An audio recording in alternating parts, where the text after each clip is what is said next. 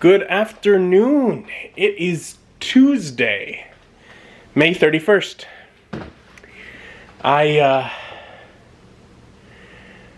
worked the late shift helping the training team again today, which means while it is movie day, I am actually going to disrupt my progress going through Harry Potter. It pains me because I've been enjoying it.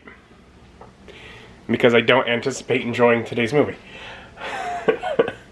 But I didn't get off work till 6:30.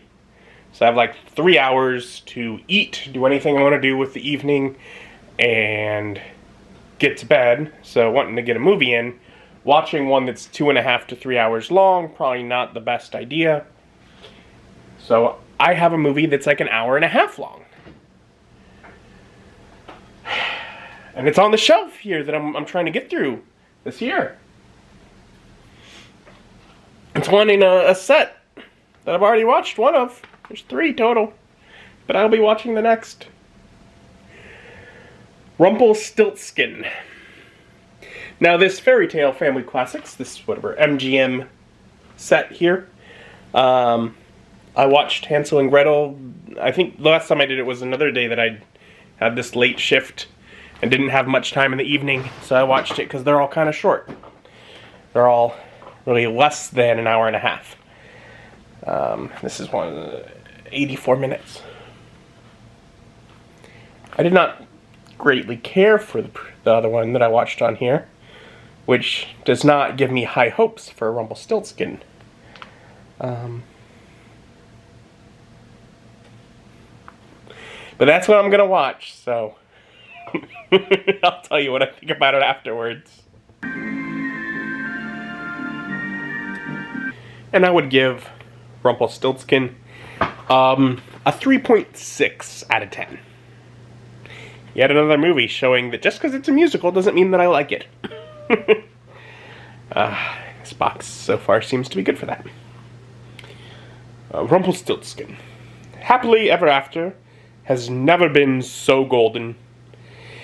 Amy Irving, Tuck Everlasting, stars as the miller's daughter who must learn magic from a troll to perform a miracle in this dazzling musical adaptation of the beloved Brothers Grimm fairy tale. Billy Barty, Willow, co-stars as the mischievous troll whose name is the kingdom's best-kept secret. Okay, so on here they call him a troll twice.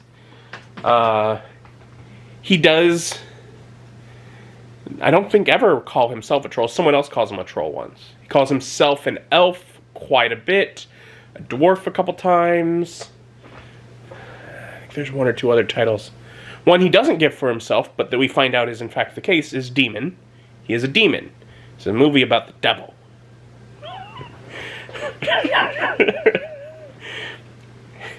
And yet, also like the movie before it, Hansel and Gretel, a movie of a tale of how parents do not love children. No, parents hate their children. That's the tale. See, this is all started because this miller's daughter is the daughter of this miller, who decides to tell enough lies and spread enough rumors to put his own daughter in a terrible and deadly situation where she's going to get beheaded by the queen if she can't spin straw into gold for the king. Which is upsetting for her, as well as for the prince, who's fallen in lust with her.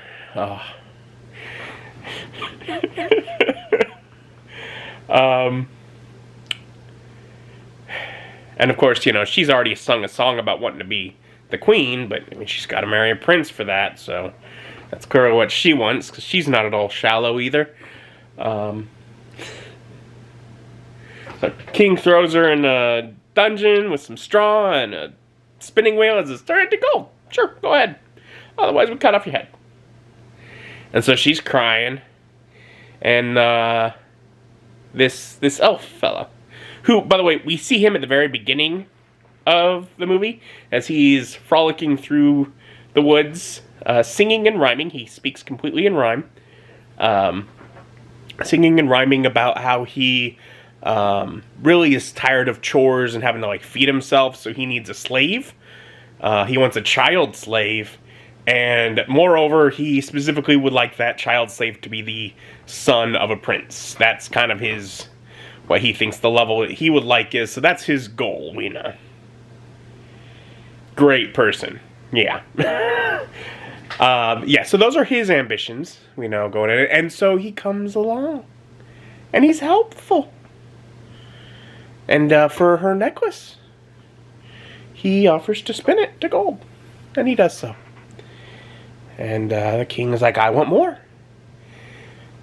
And then the question is asked, why, dear king, do you want more?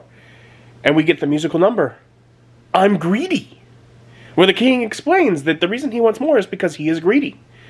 Great character development. And he does this in song and dance while collecting jewels from other nobles in a box, along with the devil, the jester, the court jester, who is absolutely, red horns, that, iconic imagery of the devil.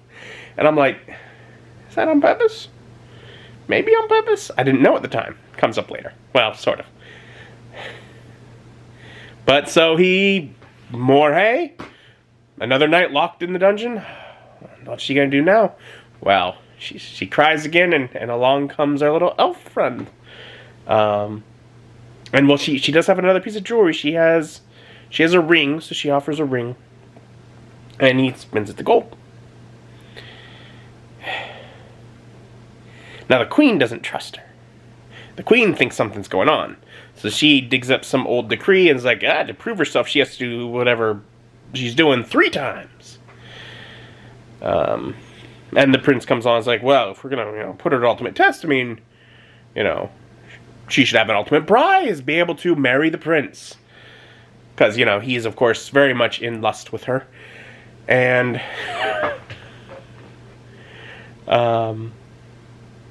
so King agrees, sure. And fills room just heaps of hay. And the queen sets in this little mute child that sort of is her servant to spy. Unfortunately, the mute child doesn't much care for the queen and is fine to ally with the miller's daughter here in this situation. So it doesn't really matter. Kind of inconsequential. And of course, in the day before, each piece, the necklace that Rumpelstiltskin got, his little raven friend stole and dropped in the pot of food. And then with the ring, he drops it in fire and he hurts his foot on it. And so Rumpelstiltskin comes along and he's like, well, what will you give me if I turn all this to gold for you so that you're not beheaded this time? And she's like, I got nothing left, because she's got nothing left. And so he's like, I'll do it for your firstborn child if you marry the prince. Because, he wants that prince's son slave. That's what his goal is. And she's all like, what? And then she thinks of him, being all protective and be like, yeah, he'd be cool with that. Sure, we can do that. Yeah. And then he goes to, spin it, but he'd hurt his foot, so he can't press down the spinning wheel, and he's not able to do it. And we cut away, and there's a couple bits of tension building, and then we cut back, and he's doing it just fine. No explanation for how things changed, since he said, I can't do it, there's no magic. It's very tragic. But now we can unexplain. It's it's a moment of tension, and then, but why? How did we solve that tension? It just got better.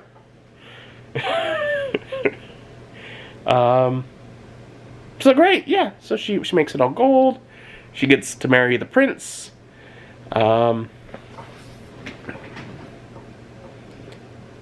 We get a reminder where I kind of wedding day. The little troll is like, remember, firstborn child is mine. And she's like, and then Prince comes on. Is like, what is it? What is it? And she's like, oh, nothing. I was scared by a bed. Because, she has been taught by her father, don't love your children, bargain them, doesn't really matter, and be dishonest. That's what she learned from her dad. And she learned it quite well, so she's good at those. We get a brief scene of her clearly, pregnant with, triplets, huge stuffed up under her dress to show a pregnant shot. But It's fine. The whole thing, like, visually, it looks like it's like a student film is kind of like the level of it. Like, it's like the appearance of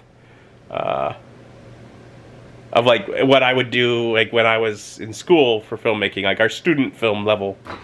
At times, not quite as good. But, you know, that's an easy mistake for students to make. So clearly that's the level it's being done at.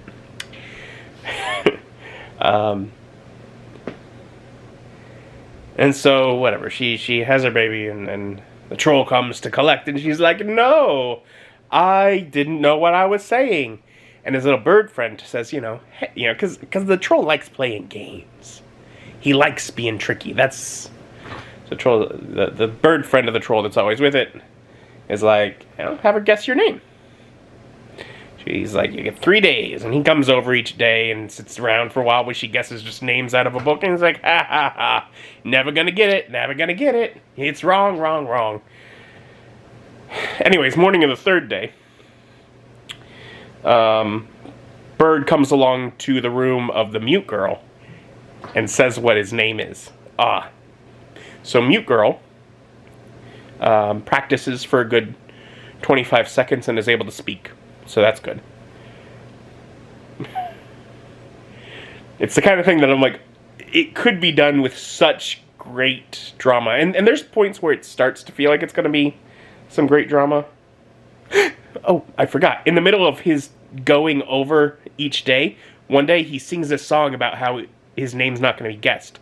And each time, and there are several times where his name would be inserted in the song, and he's always spoken in rhyme, but he leaves his name out, but it rhymes with Rumpelstiltskin. It's great. That was just clever use of it. That was a good part. That's what keeps it at the score that it is, because there was an entertaining bit. I mean, overall, visually didn't look great, and the song wasn't actually good, but fun rhyme. I like dropping a word from a rhyme, and you know what it is. That's cool. Anyways, so as the troll is stealing the child, the mute servant girl comes in and and grabs the baby and runs in the other room, and Miller's daughter runs after and closes the door, and the mute child struggles to say it, and then perfectly clearly says, Rumpelstiltskin, Rumpelstiltskin, and then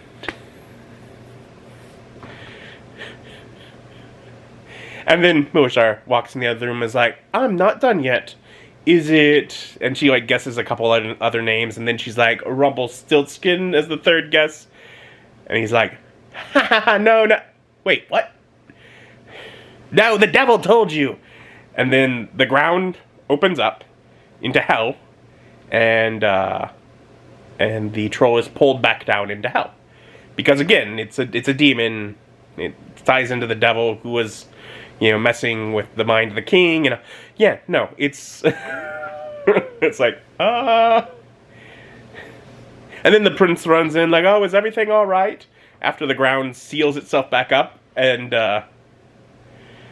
Miller's daughter is all like, oh, yes, nothing that we couldn't handle, her and the mute maidservant.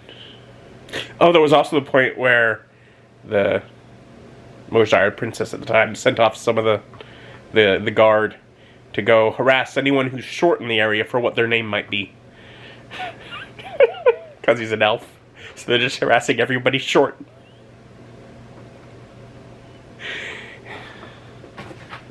This movie's as old as I am. I think I aged better. Yeah. Just my opinion. But, no. It was a telling of that story that I kind of vaguely have in my mind, but don't know if I've ever seen, a visual telling of. Maybe, slight, in cartoons, that kind of thing. But, is what it is.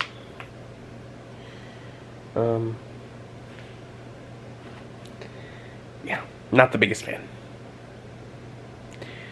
But whatever, It's one more movie from that shelf watched. One step closer to being able to pull this box forward, as this box houses 3 movies. Only one left. I'm sure I'll save it for another day. I need a shorter film. And we'll see. But for now, I only have like a half hour left to get into bed. So I'm going to call it a night. Thank you for joining me, and join me as my journey continues.